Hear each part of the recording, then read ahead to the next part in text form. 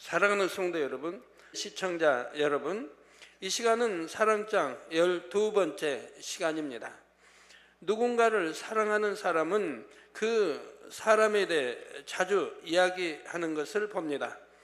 자신의 이야기보다 그 사람에 대한 이야기를 더 많이 하기도 하지요. 여러분도 그런 경험이 있으십니까? 남들이야 주의 깊게 듣거나 말거나 그 사람은 이런 모습이 멋있고 사랑스럽다며 이런저런 자랑을 하기도 합니다. 우리가 주님을 사랑하면 마찬가지로 주님에 대한 이야기를 많이 하게 됩니다. 이제 막 주님을 영접하고 성령을 받아 첫사랑이 뜨거운 분들을 보면 어디서 누구를 만나든지 주님에 대해 이야기합니다.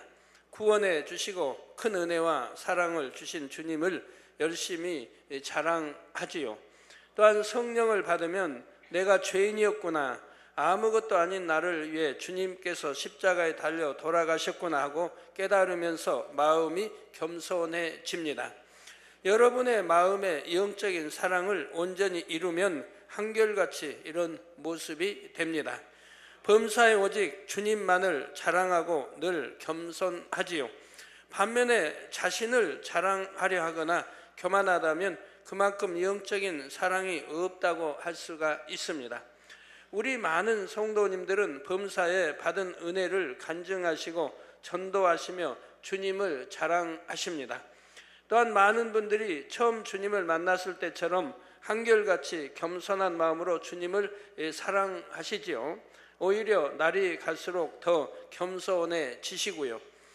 그런데 이 시간 말씀을 통해 혹여 그렇지 않은 모습이 발견되신다면 마음을 새롭게 결단하시고 정령 변화되시기 바랍니다. 여러분들이 처음에 하나님 만나서 그 충만한 때 열심히 주님 하나님 사랑한다고 사랑하기 때문에 열심히 만나는 사람마다 전도하고 전합니다. 그 마음이 식지 않고 오늘날까지 여러분이 머리 되고 일꾼 되어서까지 있다고 한다면 여러분들 전도에 다 대장들 되셨을 거 아닙니까? 얼마나 전도 열매 많이 맺히겠어요. 옛날에는 진리를 모를 때에도 근데 진리도 알고 그만큼 영적으로 들어가 말씀의 권세도 따르는데 그렇게 처음에 그 전도했던 그 모습대로 전도하신다면 얼마나 많은 영혼을 구원해내시겠습니까? 이전보다 더 뜨거운 사랑을 이루셔서 시편 44편 8절 전반절에 우리가 종일 하나님으로 자랑하였나이다 한 고백처럼 날마다 겸손히 하나님을 자랑하는 복된 입술이 되시기를 주님의 이름으로 축원합니다. 사랑하는 성도 여러분, 본문 말씀에 사랑은 자랑하지 아니하며 교만하지 아니하며 했습니다. 먼저 자랑이란 무엇입니까? 사전을 찾아보면 자랑이란 자기 자신 또는 자기와 관계 있는 사람이나 물건, 일 따위가 썩 훌륭하거나 남에게 칭찬을 받을 만한 것임을 드러내어 말함이라고 설명을 합니다. 자랑한다는 것은 간단히 말해 자기를 드러내는 것, 자기를 내세우는 것을 말합니다. 자기를 나 어떤 것을 드러내는 것, 자기를 나 어떤 것을 내세우는 것을 말합니다. 사람들은 대개 남보다 더 나은 분야가 있으면 자랑하고 싶어 합니다. 많은 사람들 가운데 드러나 인정받으며 칭찬받고 싶어 하기 때문입니다.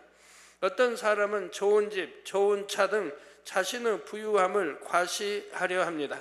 또 어떤 이들은 학벌이나 지위, 외모 등 남들보다 조금이라도 나은 것이 있으면 그것을 내세우지요. 예를 들어 공부를 잘하는 자녀를 둔 부모들은 이를 이웃에게 뽐내고 자랑합니다. 그러면 공부를 잘하지 못하는 자녀를 둔 부모들의 심정은 어떠하겠는지요? 함께 기뻐하는 경우도 있지만 대개는 자존심이 상하거나 마음이 상합니다. 괜히 자신의 자녀를 더 나무라기도 하지요. 자녀가 아무리 공부를 잘한다고 해도 그 부모의 마음에 조금이라도 이웃을 배려하려는 선한 마음이 있다면 이처럼 자랑하려 하지는 않을 것입니다. 내가 자랑함으로 혹여 상대의 마음이 상하지는 않을까 주의하지요. 또한 이웃을 사랑하는 만큼 이웃의 자녀도 더 잘하기를 바랄 것입니다. 만약 자신의 자녀보다 이웃의 자녀가 더 잘했다면 기쁜 마음으로 칭찬해 줄 것이고요. 그런데 자기 자랑을 잘하는 사람들은 대부분 다른 사람이 잘한 것을 인정하고 칭찬하는 데에는 몹시 인색한 것을 봅니다. 남이 드러나는 만큼 자신이 가려지기 때문에 어찌하든 상대를 깎아내리려고 하지요. 그러다 보면 자랑이 다툼을 일으키기도 합니다. 이처럼 자랑하는 마음은 진정한 사랑과는 거리가 먼 마음이라는 사실입니다. 또 이렇게 자랑하면 높아지고 인정받을 것 같지만 진심 어린 존경이나 사랑을 받기는 어렵습니다.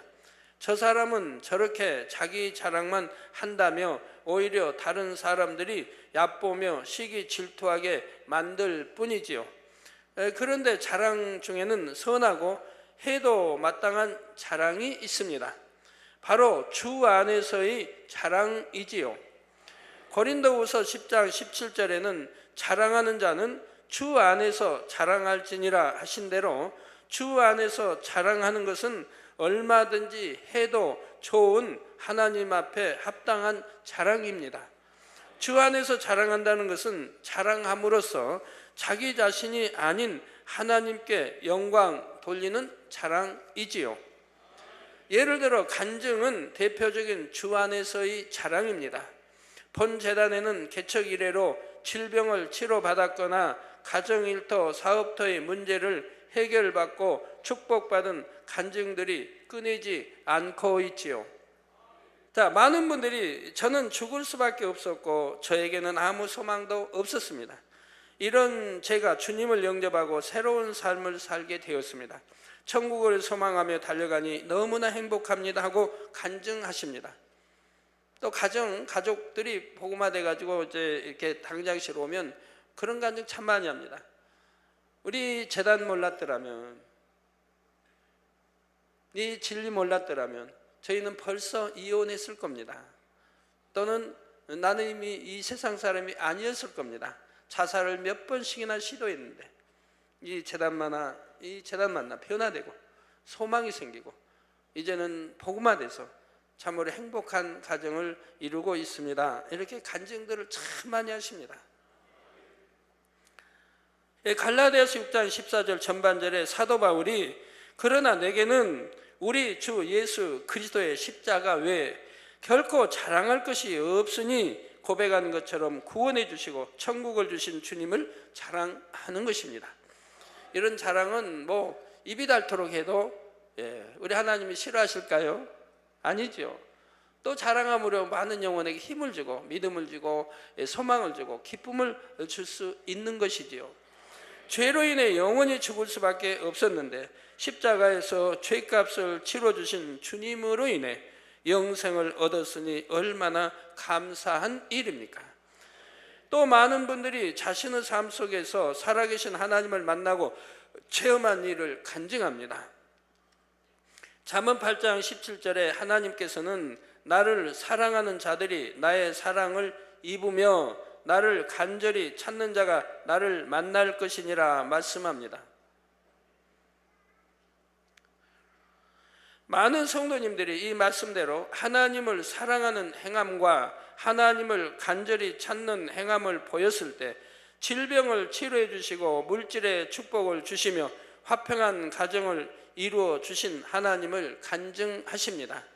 무엇보다도 하나님의 크신 사랑을 몸소 체험하고 더 큰 믿음을 갖게 되는 등 영적인 축복을 받은 것에 감사의 고백을 하시지요.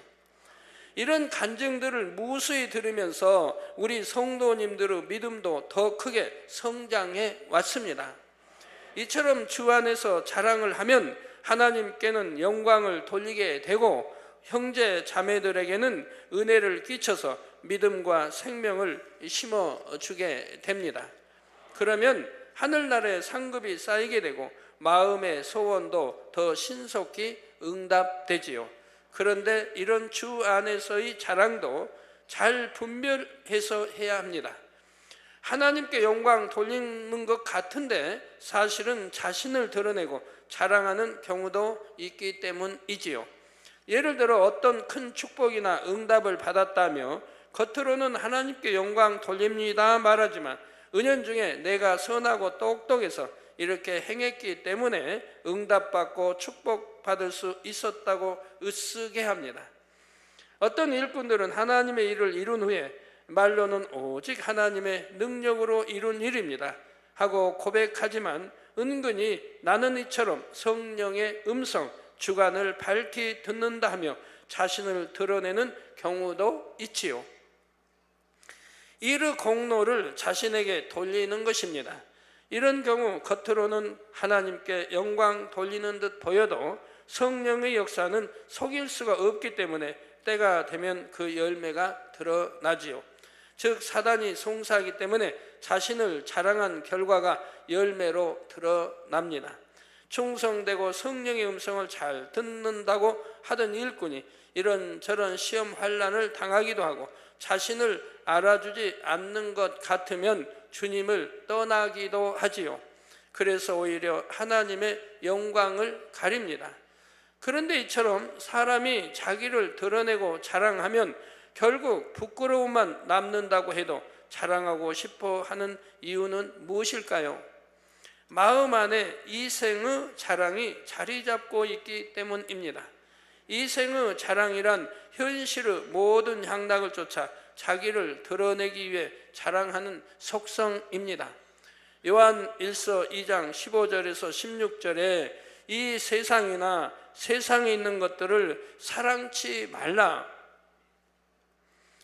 누구든지 세상을 사랑하면 아버지의 사랑이 그 속에 있지 아니하니 이는 세상에 있는 모든 것이 육신의 정욕과 안목의 정욕과 이생의 자랑이니 다 아버지께로 쫓아온 것이 아니요 세상으로 쫓아온 것이라.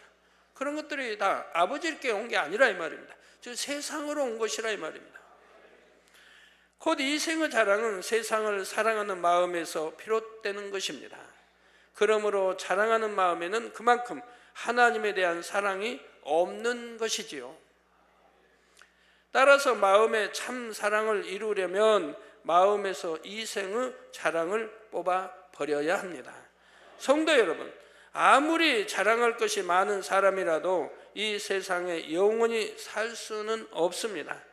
길어야 몇십 년인 삶이 다 지난 후에는 천국 또는 지옥에 가게 되지요. 예를 들어 아무리 이 땅에서 많은 재물을 가졌다 해도 천국에는 발로 밟고 다니는 길조차 금인이 천국에서 누릴 풍요와는 비교할 수가 없습니다. 내가 밟고 다니는 길도 정금인데 그 큰 높고 길고 큰 예루살렘의 성곽도 벽옥으로 되어 있는데 이 땅이 아무리 부유한들 무슨 자랑거리가 되겠습니까?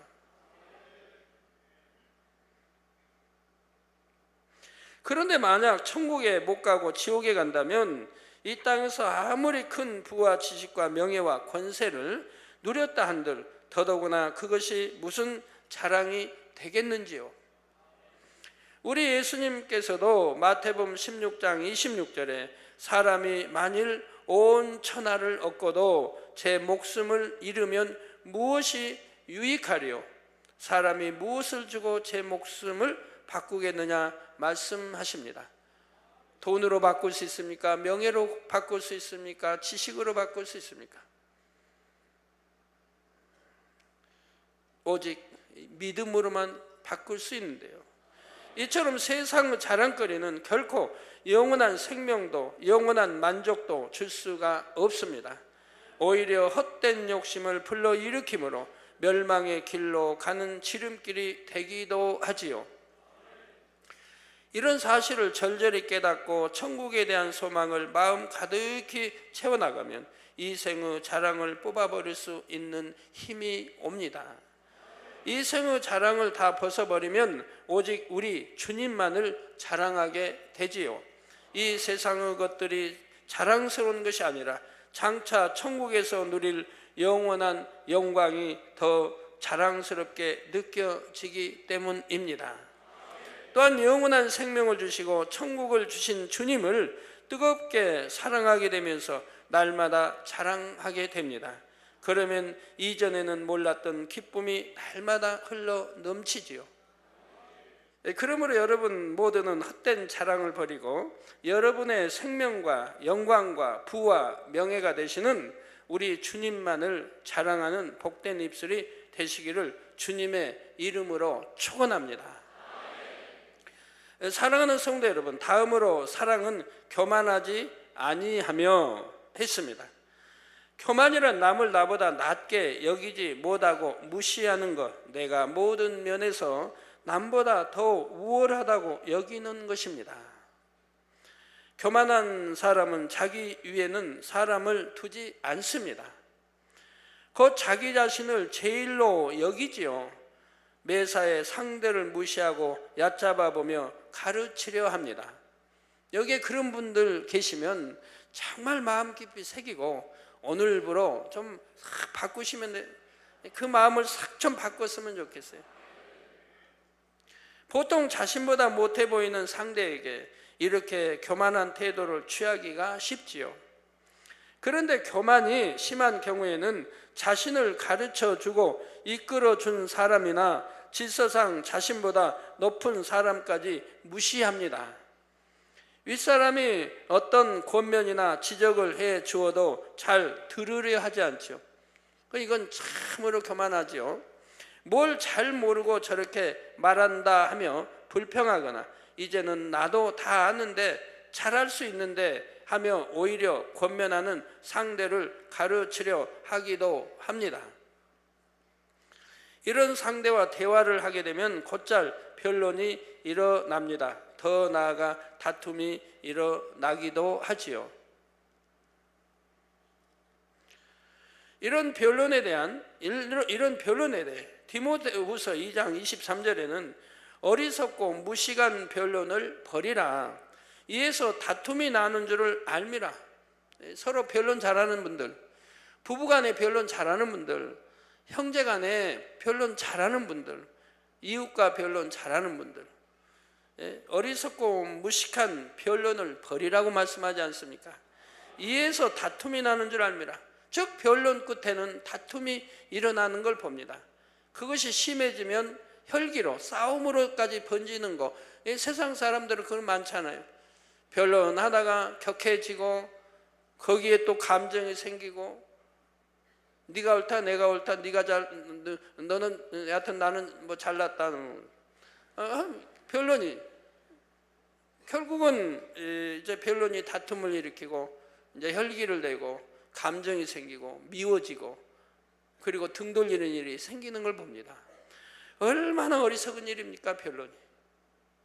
이처럼 자신만 옳다고 생각하는 것 자체가 얼마나 어리석고 선하지 않은지를 깨달아야 합니다. 사람들은 저마다 양심이 다르고 지식도 다릅니다. 각자 살아오면서 보고 듣고 체험하고 가르침 받는 것이 다 다르기 때문이지요. 이렇게 입력되는 지식들 중에는 잘못된 것도 많고 스스로가 엉뚱하게 입력해 버린 것도 있습니다.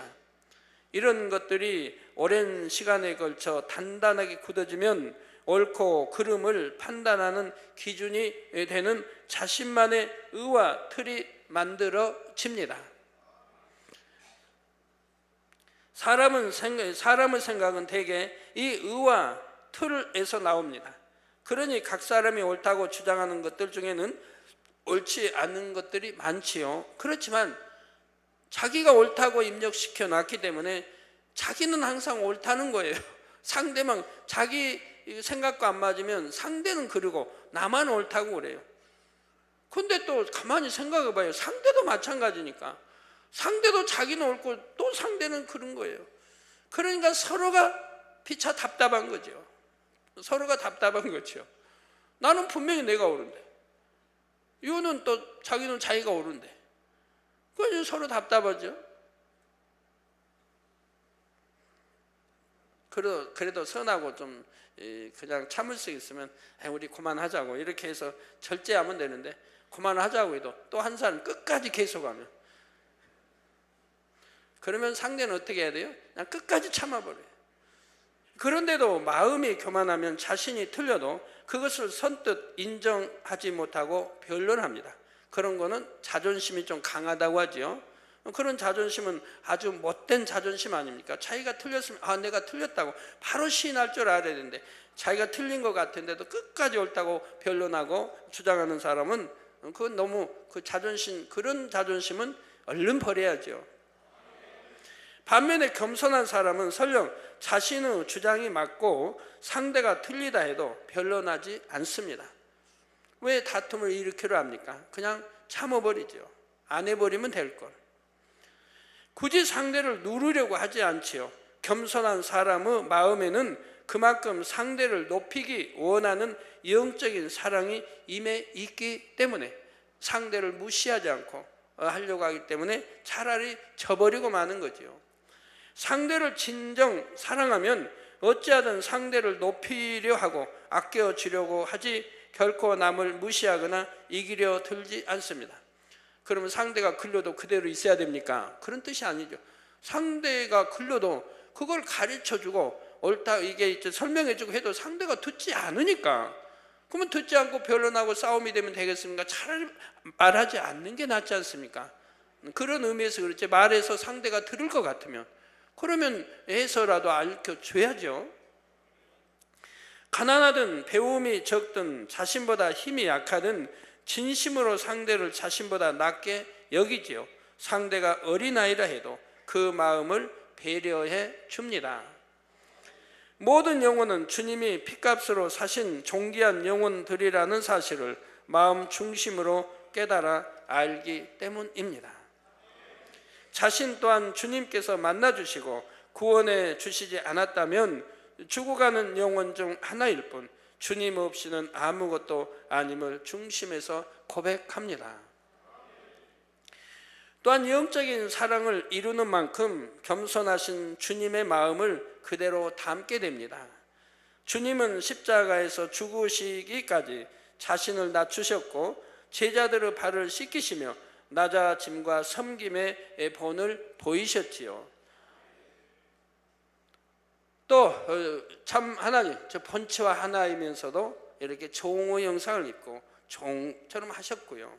여러분 모두 이런 주님의 모습을 마음 깊이 새기셔서 빌립보서 2장 3절에 아무 일에든지 다툼이나 허영으로 하지 말고 오직 겸손한 마음으로 각각 자기보다 남을 낮게 여기라 하신 말씀대로 모든 일에 누구를 대하든지 겸손히 행하실 수 있기를 주님의 이름으로 축원합니다. 사랑하는 성도 여러분, 그런데 눈에 띄게 자신을 드러내고 뽐내고 남을 무시하는 등 비진리의 행함들이 겉으로 확연히 드러나는 교만은 쉽게 발견이 됩니다. 이런 교만을 육적인 교만이라고 하지요.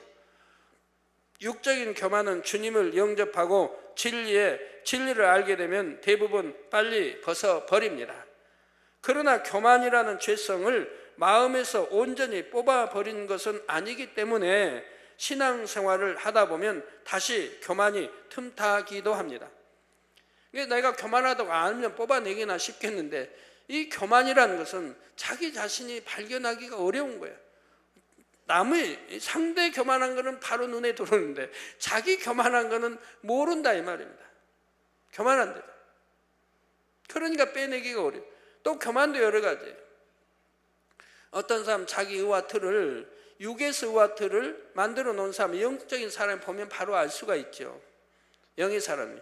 근데 어떤 사람은 영으로 들어가가지고 자기 의와 틀을 또 만든 사람, 이거 깨트리기도 어려운데 어찌하여 또 영으로 들어가가지고 자기 의와 틀을 만듭니까? 그럼 어떻게 만드냐? 육은 버렸으니까 선으로, 진리로 또 자기 의와 틀을 만들어가는 거예요. 그러면 이제 그 사람은 또 그걸 발견할 수가 없어요. 왜? 자기 선하게 산다고 사니까. 거짓말 않고 뭐 기도하고 각종 예배 충성하고 선하게 산다고 사니까 욥처럼 말이에요. 고아 과부를 돌보고 구제하고 그렇게 산다고 하니까 아무리 친구들이 지적해도 깨닫지 못하는 것처럼 이렇게 자기 틀을 또 선으로 만들었으니까 이제 또 발견이 안 되는 거예요. 근데 누가 그보다 영적으로 높아서 지적해 줄 수가 있습니까? 깨우쳐 줄 수가 있습니까? 설령 깨우쳐 준다고 해도 아니요, 나는 이렇게 선하게 살아 해버리면 그만인 거고요. 그런 사람도 있으니까 영으로 들어오시면 또 조심할 게 절대로 자기와 틀을 만들지 말아요. 여러분 개척 당시는 이제 제가 설교 때도 하고 한 말이 있어서 그 당시 있던 분들은 알 겁니다. 육신의 생각에 대해서 그 당시 제가 설명을 해드렸어요. 여러분들 잘 들으시고 분별하시기 바라요. 여러분 예를 들어서 참 육신의 생각을 깨트려 버리면 너무 좋을 텐데 다 깨트리면 영으로 들어가니까. 근데 예를 들어 뭐 미움이다, 내가 누구를 미워한다, 아니면 누구 어떤 이성을 뭐 간음을 한다, 만약 그런다고 해봐요. 그러면 믿음의 1단계에서는 버리라고 하니까, 생각하지 말고 버리라고 하니까, 육신의 생각 버리라고 하니까 버리라고 애를 써요. 미움 버리려고 했어요. 간음 안 하려고 했어요. 그런데 안 하려고 하면 할수록 더 찾아오는 거예요. 어떡합니까? 생각 안 하려고 하니까 집요하게 찾아오는 거예요. 미워 안 하려고 하니까 맨 그 사람만 떠오르고 자꾸 미운 생각이 들고. 그러니 이거 얼마나 괴로워요. 지금도 여러분 그런 분 있으면 그게 믿음의 1단계라는 걸 아세요. 믿음의 1단계. 야, 초신자의 믿음의 1단계. 근데 지금 신앙생활 오래 했는데도 아직 그런 분들은 내가 여전히 믿음의 1단계에 있다는 거 아셔야 돼요. 그럼 이제 신앙생활하고 기도하면서 열심히 이제 하나를 버려나가게 되면 조금씩 지배가죠. 지배가. 버리려고 하는데 생각 안 하려고 하는데 자꾸 생각이 또 떠오르고, 아니 저 사람 미운데 또 떠오르고, 저 간음 이게 또 떠오르고, 보기만 또 이런 걸 생각 안 하려고 하니까 더 지배하게 찾아오는, 이게 믿음의 1단계고, 이제 신앙생활 지배에서 좀 들어가면 이제 믿음의 2단계로 들어가면 떠올리려고 안 하는데 떠오르긴 올라요. 그지만 좀 지배를 하고 나가고 있어요. 전처럼 지배하게 안 하려고 하는데 막 오는 게 아니고 이제 안 하려고 하면 어느 정도 지배를 하고 있는 거예요. 그러니까 지배를 받고 있는 거예요. 육신의 일들이. 이게 이제 믿음의 2단계이죠. 믿음의 2단계에서 믿음의 3단계로 들어갈 쯤 되면 이제 지배를 많이 했어요. 이제 생각 안 하려고 하면 이제 생각이 잊어버리기도 안 하기도 하고 이제 이런 단계까지는 갔죠. 그때는 조금 신앙생활이 좀 편해지겠죠. 믿음의 이제 3단계 들어가 봐요. 그러면 생각 안 하려고 하면 이제 지배가 돼요. 근데 금방 되는 건 아니에요. 또 버리려고 생각 안 하려고 노력해요. 믿음의 3단계 와서도 그래요. 그게 완전히 내게서 없어지는 게 아니에요. 이제 믿음의 반석쯤 서야 돼요. 3단계 믿음의 반석쯤 들어오면 이제 내가 생각 안 하려고 하면 이게 지배가 되는 거예요. 생각 안 하고. 뭔 생각이 떠오르면 내가 안 해야겠다 하면 그게 이제 사라지기도 하고 이제 지배가 되는 거예요. 이제 믿음의 반석에 섰죠. 믿음의 3단계 반석에 서면 생각 안 해야겠다면 안 해쳐요. 생각해야겠다면 여전히 생각이 되고요. 이 믿음의 이제 3단계 반석이죠. 자, 여기 더 지나서 믿음의 4단계 들어가 봐요. 믿음의 4단계. 그러면은 비질, 생각 안 해야겠다면 생각이 안 되는 거예요. 완전 지배를 해버린 거예요. 그 미움도 없고 다 이런 거 약이 벗어졌으니까 내가 생각을 비질 안 해야겠다면 이게 보지 않고는 뭘 비질리를 떠올리고 생각하려고 하면 잘 안 돼요. 떠올렸다고 애쓰고 뭘 생각을 떠올렸다고 해봐요. 그것도 금방 잊어버려요. 또 다른 걸로 돌아가 버려요. 생각이. 이 영으로 들어와서는 그래요. 그러니까 죄를 안 짓게 되는 거예요. 죄를 안 짓게 되는 거예요. 하나님 원수 되는 게 없으니까. 그러니까 판단이 없고 정죄가 없어요. 누구를 판단하거나 정죄하지 않아요. 그러니까 죄를 짓지 않고 사는 거예요. 믿음의 4단계. 영으로 들어가게 되면 말이에요. 그러면 제가 이렇게 이야기를 해도 육에 있는 사람들 이해가 안 돼요. 그게 왜? 생각 안 하려고 해도 자꾸 생각이 되고 떠올리지 않으려고 떠올리고, 그러니까 속상하고 마음 상하고, 그러니까 그냥 돌발적인 행동도 나오고 그런다. 생각 안 해보는 그만인데, 그건 편안할 건데. 그러니까 육에 있는 사람들은 이 말이 잘 이해가 안 돼요. 그래도 믿음의 3단계 반석쯤 돌아야 이제 본인들이 내가 설명한 대로 그렇게 되어지는 과정을 거쳐왔기 때문에 이해가 되는 거예요. 영에 도는 사람은 바로 이해가 되죠. 본인도 그렇게 하고 있으니까. 어떤 건 생각 안 해야겠다면 생각 안 하니까, 잊어버리고 생각 안 하니까. 그런데 이제 눈으로 보는 거, 화면을 보았다.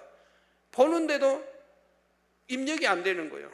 그게 비진리다 하면 입력이 안, 진리여서 좋은 거다 하면 입력을 시키려고 하니 입력이 되는데, 비진리라면 입력이 잘 안 돼요. 봐도 몰라요.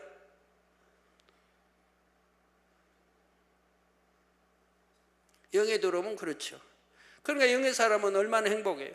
그러니까 마음에 평안이 있고 기쁨이 있고 항상 기뻐하고 감사가 넘치고, 마음에 싸움이 없어요. 육이 없으니까 마음에 싸움이 없어요. 악이 없으니까, 비진리가 없으니까 싸움이 없어요. 내 진리만 있고 선만 있는데, 사랑만 있는데 뭐하고 싸웁니까? 싸움이 없죠. 그러니까 육신의 생각이 없으니 사단이 역사하지를 못하죠. 이해가 되십니까? 우리 많은 분들이 이해가 됐으면 좋겠어요. 그런데 온영으로 들어가 봐요. 온영으로 들어가면 비진리라고 하는 것은 생각하려고 애를 써도 안 돼요. 생각하려고 애를 써도. 그 단계 왔으면 내가 온영으로 들어왔다 여기시면 돼요. 뭘 비진리를 놓고 생각을 떠올려서 해보려고 해요. 그러면 그게 1초 그냥 생각이 딴 데로 가버려요. 아니면 무로 돌아가요. 무로. 아무 생각, 멍만 생각을 뭐 떠올려고 했는데 떠올리지 않고 무가 되어버려요. 그러니까 죄를 지을 수가 없어요. 그 어떤 화면을 봤다, 나쁜 화면을 봤다, 보고도 몰라요. 입력이 안 되니까. 입력시키려고 애를 쓰면 모르는데 그럴 이유는 없고, 입력이 안 되니까 보면서도 모르. 그거 보면서 어떤 무인 거예요. 무 상태에 있는 거예요. 눈동자는 보고 있어도 무 상태. 누가 옆에서 지금 뭐 보셨습니까? 모르는 거예요. 입력이 안 됐으니까. 원령으로 들어가면 그렇다 이 말입니다. 그래서 아무 나쁜 걸 봐도 죄가 되지 않고 마음에 죄를 짓지 않으니까. 설령 아주 나쁜 걸 봤다고요. 그래도 죄가 되지 않아 하나님. 왜?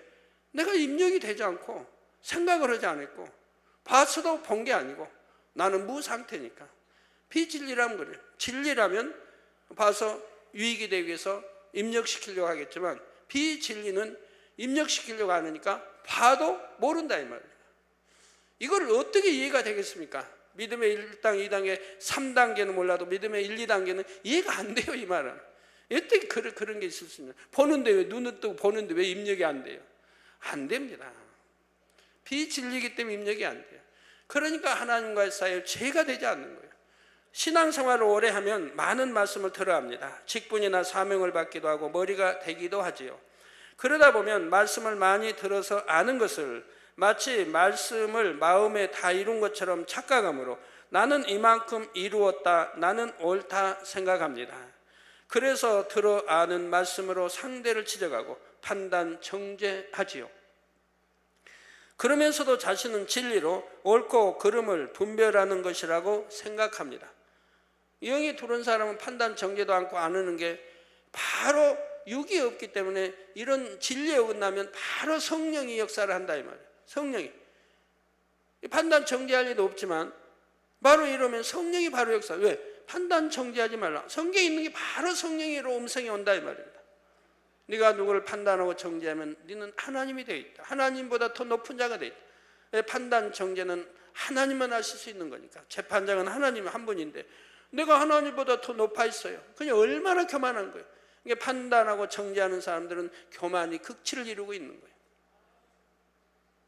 교만하지 않으면 그리하지 못합니다. 또 어떤 일꾼들은 마음이 높아져서 자신의 유익을 쫓아 꼭 지켜야 할 교회 규범이나 반드시 밟아야 하는 절차 등을 무시하기도 합니다. 이는 명백히 교회 질서를 파괴하는 행동인데도 나는 이만한 위치에 있으니 괜찮다, 나는 예외다 생각하지요. 자, 이처럼 높아진 마음을 영적인 교만이라 합니다. 이런 교만은 비교적 발견하기가 쉽지 않지요. 이처럼 높아져서 하나님의 법과 질서들을 무시하면서 하나님을 사랑한다면 이는 참이 될 수 없습니다. 다른 사람을 판단, 정죄하는 마음 또한 진정한 사랑의 마음이라 할 수가 없지요. 진리는 상대에 대해 오직 좋은 것만 보고 듣고 말하는 것입니다. 또한 하나님께서는 야고보서 4장 11절에 형제들아 피차에 비방하지 말라. 피차에 비방하지 말라. 왜 이렇게 대통령 후보 나온 사람들이 기독교인도 많은데 왜 이렇게 비방하는지 상대를. 피차에 비방하지 말라. 형제를 비방하는 자나 형제를 판단하는 자는 곧 율법을 비방하고 율법을 판단하는 것이라. 즉 하나님 말씀에 판단 정죄하지 말고 수군거리지 말라고 했는데 판단 정죄 수군거리니까 곧 율법을 비방, 하나님이 정한 율법을 비방하고 율법을 판단하는 것이라. 내가 만일 율법을 판단하면 율법의 준행자가 아니요 재판자로다. 율법의 준행자는 하나님이신데 자기 스스로가 이 재판장이 되어 있다는 말입니다. 즉 하나님이 되어 있다는 말입니다. 그러니 얼마나 교만하냐 이 말입니다. 그런데도 자기대로 모른다 이 말입니다. 그래서 상대를 헐뜯고 하는 게 다 그런 거죠. 그러나 하나님 말씀은 이제 상대 눈에 티가 있으면 어떻게 하라고 했어요? 상대 티가 있고 뭐 있으면 빼내라고 그랬습니까? 지적하라고 했습니까? 하지 말라고 그랬죠. 내 눈에 들보를 빼낸 다음에 하라는 거예요. 들보를. 이게 내 눈에 들보, 그보다 더 악한 마음이라 이 말입니다. 그대로. 이걸 빼내버리고 나면 그 다음에는 사랑만 있으니까. 들보를 빼내면 내 안에 사랑만 있으니까 사랑으로 보라는 거예요. 사랑으로 분별하는 거예요. 그래야 바른 분별력이 오게 되는 거죠. 그래서 율법의 준행자가 아니요 재판자로도 하고 상대를 비방하지 말라 분명히 말씀하셨지요. 상대의 부족한 모습을 보았을 때 여러분의 마음은 어떠하십니까? 판단하고 정죄하는 마음이 앞서는지 아니면 상대가 사랑스럽고 안쓰러운 마음이 앞서는지 점검해 보면 얼마나 겸손과 사랑을 이루었는지를 알 수가 있습니다. 우리 성도님들 모두는 내가 이만큼 이루었다 하고 안주하는 일이 결코 없으시기 바랍니다. 항상 어린아이처럼 주님 앞에 자신을 낮추시며 모든 영혼을 자신보다 낮게 여기고 생명 다해 섬기는 최고의 사랑을 이루기까지 변함없이 달려가시기를 주님의 이름으로 축원합니다. 성도 여러분, 하나님을 믿지 않는 세상 사람들 중에는 나 자신을 믿고 삽니다 말하며 나름대로 최선을 다해 열심히 살아가는 이들이 있습니다. 그런데 세상은 그리 호락호락하지만은 않죠. 아담의 범죄 후 원수 마귀가 세상을 주관하게 되면서 사람들은 갖가지 고통 속에 살아가게 되었습니다. 또한 세상에는 사람의 힘으로 해결할 수 없는 문제들이 참으로 많이 있습니다. 과학기술이 놀랍게 발달했다고는 하지만 태풍이나 지진 등 큰 자연재해나 갑작스러운 재난 앞에서는 속수무책인 경우가 많지요. 또 의학으로 치료할 수 없는 병이 얼마나 많습니까? 그런데도 많은 사람들이 갖가지 문제를 만나며 하나님을 의뢰하기보다 자기 자신을 의뢰합니다. 자신의 생각, 경험, 지식 등 세상 방법을 의지하지요. 그러다 일이 불통하고 갖가지 어려움을 만나며 하나님을 인정하지 않던 사람도 하나님을 원망하기도 합니다. 이는 사람의 마음에 있는 교만함 때문이죠. 교만함 때문에 자신의 부족함과 연약함을 인정하지 못하고 겸손히 하나님을 인정하지 못하는 것입니다. 또한 하나님을 오해하기도 하죠. 더 안타까운 것은 하나님을 믿는다 하는 사람들 중에도 여전히 자신과 세상을 더 의지하는 이들이 있다는 것입니다. 그러나 하나님은 사랑이시라는 사실입니다. 늘 자녀들이 잘 되기를 원하시고 돕기를 원하시죠. 그런데 사람 편에서 교만하여 하나님 앞에 자신을 낮추려 하지 않으면 하나님께서도 억지로 그 사람에게 간섭하실 수가 없습니다. 그러니 원수 마귀로부터 지킴받을 수가 없고 형통함을 입을 수도 없는 것입니다. 잠언 18장 12절에 사람의 마음의 교만은 멸망의 선봉이에요. 여러분, 이 마음의 교만은 멸망의 선봉이라 이 말입니다. 여러분, 전쟁터에서 군인들이 싸울 때 바로 선봉 있는 이 사람들이 먼저 죽는다 이 말이에요. 선봉 있는 사람들이 먼저 죽습니다. 겸손은 존귀의 앞잡이니라 말씀한 대로 실패나 멸망을 자초하는 것은 다른 그 무엇이 아니라 사람의 교만함이라는 사실입니다. 교만과 반대인 바로 겸손하다고 하면 바로 존귀의 앞잡이라, 바로 존귀한 사람이 될 수 있죠. 사랑과 덕이 있을 것이고 온유할 것이고, 그래서 사람들이 참으로 섬길 수 있는, 저 사람이라면 내가 섬길 수 있다, 저 사람 밑에라면 내가 들어가서 기쁘게 일할 수 있다. 잠언서 22장 4절에는 겸손과 여호와를 경외함의 보응은, 겸손과 여호와를 경외함의 보응은 재물과 영광과 생명이니라 말씀하십니다. 여러분, 재물 원하지 않습니까? 부유해지기 원하지 않습니까? 영광도 얻기 원하고 또 장수하고 또 천국 가기 원하지 않습니까? 그럼 겸손해야 되고 또 여호와를 경외한다 이 말입니다. 여호와를 경외하고, 바로 여호와를 경외함의 보응, 뭐 어렵지도 않네요. 겸손하고 여호와를 경외함의 보응은, 거기에 받는 대가는 재물과 영광과 생명이라고 말씀합니다. 얼마나 쉽습니까? 겸손해지는 게 뭐 어려워요? 잘못하면 잘못하고 무릎 꿇을 때 꿇고. 그러므로 여러분은 늘 겸손한 사랑의 하나님, 전지전능하신 하나님을 믿고 의지하시기 바랍니다. 하나님을 의지한다는 것은 곧 자신을 내려놓고 하나님의 말씀대로 순종해 나가는 것이죠. 여러분 모두가 겸손히 하나님의 말씀 안에 거하심으로 형통한 삶을 살아가시기를 주님의 이름으로 축원합니다. 결론을 말씀드립니다. 사랑하는 성도 여러분, 하나님께서는 교만한 사람을 차라리 어리석은 자라 말씀하십니다. 하늘을 보좌 삼고 땅을 발등상으로 두시는 광대하신 하나님에 비할 때 인간은 얼마나 작은 존재입니까? 이러한 하나님 앞에서 인생들은 모두 하나님의 형상을 따라 창조된 하나님의 자녀들로 높고 낮음이 없는 동등한 존재이지요. 또한 이 세상에서 아무리 자랑할 것이 많다 해도 이 땅의 삶은 잠시 잠깐일 뿐입니다. 이 짧은 삶이 다 지난 후에는 반드시 심판이 있고 결국 각 사람이 하나님 앞에 겸손히 행한 만큼 천국에서 높은 사람이 되지요. 바로 재물, 부유하게도 되고 영광도 얻게 되고 또 영생을 얻게 되고요. 야고보서 4장 10절에 주 앞에서 낮추라, 그리하면 주께서 너희를 높이시리라 하신 대로 주님께서 높여주시기 때문입니다. 우리가 주님을 사랑하기 때문에, 우리가 진리를 사랑하기 때문에 나를 낮출 수가 있는 겁니다. 물이 작은 웅덩이에 그대로 고여 있으면 결국 썩고 벌레가 생깁니다. 그러나 끊임없이 낮은 곳으로 흐르고 또 흘러가며 큰 바다에 이르게 되지요. 이런 물처럼 여러분 모두도 날이 갈수록 더 낮아지셔서 오직 주님만을 자랑하고 모두를 섬기시기 바랍니다. 그래서 가장 아름다운 천국 새 예루살렘 아버지 보좌까지 나아가실 수 있기를 주님의 이름으로 축원합니다. 환자를 위한 기도를 하겠습니다. 아픈 곳이나 연약한 곳 위에 손을 얹고 기도받으시고, 아프지 않으신 분들은 가슴에 손을 얹고 마음의 소원을 위해 기도받으시기 바랍니다.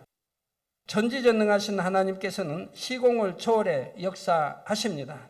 하나님께서는 여러분의 믿음대로 역사해 주십니다. 이 시간 여러분이 어느 곳에 있을지라도 믿음으로 기도받으시면 반드시 하나님의 놀라운 권능을 체험하실 것입니다. 할렐루야. 전능하신 사랑의 아버지 하나님, 이 시간 텔레비전을 통해 기도받는 모든 하나님의 자녀들 위해, 모든 GCN의 시청자들 위해 친히 안수하여 주옵소서. 시공간을 초월하여 전 세계 어느 곳에 있든지 이 시간 믿음으로 기도받는 모든 시청자들 위해 친히 안수하여 주시옵소서. 믿어지는 믿음을 주옵시고 모든 부정적인 생각과 의심의 세력을 물리쳐 주옵소서. 모든 시험 환난도 물리쳐 주옵소서. 머리끝에서 발끝까지 오장육부뼈 마디마디 온몸의 신경과 조직과 세포에 이르기까지 아픈 곳마다 성령의 불로 태우시고 주님의 보혈로 씻어 주시옵소서. 창조의 최상의 권능으로 역사하여 주옵소서. 예수 그리스도의 이름으로 명하노니 원수마귀 사단아, 모든 질병균 연약함아 물러가라. 모든 유행성 질병 균들아 물러가라. 모든 불치 난치병들과 풍토병 신종 질병들도 성령의 불로 태움받고 깨끗하고 강건함을 받을지어다. 위암, 폐암, 간암, 유방암, 자궁암, 대장암, 피부암 등 각종 암과 에이즈, 백혈병, 뇌졸중, 심장병, 폐병, 위장병, 각종 부인병, 고혈압, 저혈압, 당뇨, 피부병 모든 염증도 깨끗함을 받을지어다.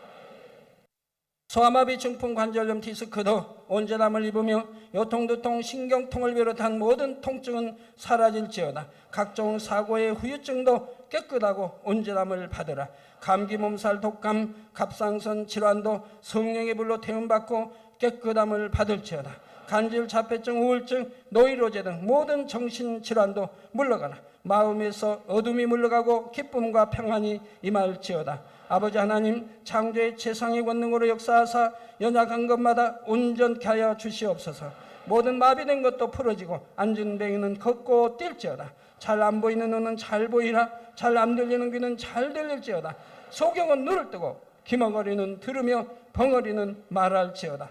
잉태하지 못하는 자에게 잉태의 축복을 주시고 부러진 뼈도 붙여주시며 화상 입은 것도 온전케 하여 주시옵소서. 마약을 비롯하여 각종 약물과 독극물에 중독된 것도 성령의 불로 태워 깨끗게 하여 주옵소서. 죽은 자가 살아나며 죽은 신경과 세포가 살아나게 하옵소서. 모든 어둠이 물러가며 모든 악기도 나가게 하여 주시옵소서. 예수 그리스도의 이름으로 명하노니 원수마귀 사단아, 하늘 공중 곳에 잡은 악의 영들아 물러가라. 그의 사자들도 물러갈지니라. 이 땅에 악한 영, 더러운 영, 거짓되고 간사한 영, 이간질하고 미혹하는 모든 어둠들은 물러가라. 모든 흉악의 결박을 풀고 어둠아 물러가라. 빛이 여임하라. 아버지 하나님, 영육간에 강건케 축복하여 주시옵소서. 부르짖어 기도할 수 있는 능력을 주시고 죄를 버리고 성결될 수 있는 능력을 주옵소서. 영혼이 잘됨같이 범사에 잘되게 하시고 마음의 소원에 응답하시고 간구와 기도에도 응답하여 주옵소서. 믿음, 소망, 사랑이 더하게 하시며 가정의 복음화도 이루어 주옵소서. 모든 사고와 재앙으로부터 지켜주시고 불통이 없는 형통한 삶을 살 수 있도록 축복해 주옵소서. 성령의 불담으로 천군 천사와 주님의 풀꽃 같은 눈동자로 모든 하나님의 자녀들과 가정일터 사업들을 지켜 주옵소서. 들어도 나가도 복받으며 구워줄지언정 꾸지 않은 축복을 주시기 원합니다. 지혜와 명철을 주시고 성령의 감동감화 충만함을 입게 하옵소서. 모든 주의 종들과 일꾼들에게 능력 주셔서 사명 감당 잘하게 하시고 교회마다 크게 부흥하는 역사가 일어나게 하여 주옵소서. 하나님의 자녀들이 먹으나 입으나 마시나 무엇을 하든지 하나님 앞에 영광 돌리는 삶이 되게 하여 주옵소서. 나는 만났노라, 체험했노라, 응답받았노라, 축복받았노라. 간증하는 입술이 되게 역사하여 주시기 원합니다. 아버지 하나님 감사합니다. 홀로 영광 받으옵소서. 우리 주 예수 그리스도의 이름으로 기도하옵나이다. 아멘.